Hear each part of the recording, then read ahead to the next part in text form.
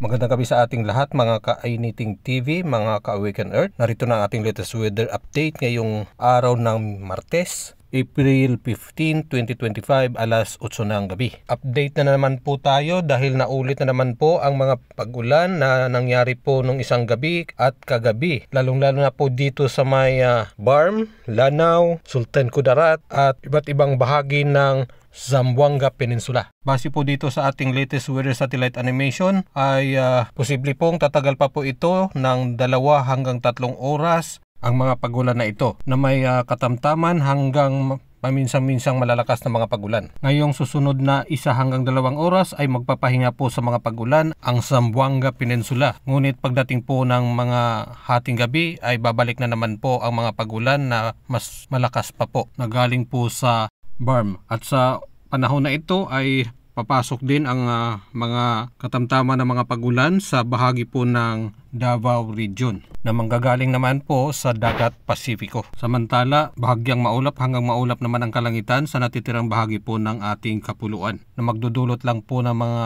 kalat-kalat na mga pag-ambon o mahihinang mga pagulan. Kasalukuyan wala pa rin tayong nakikitang LPA o bagyo sa loob at labas ng ating Philippine Area of Responsibility. Para po sa karagdagang detalye sa ating weather update, punta lang po kayo sa ating Awaken Earth Facebook page. Please share.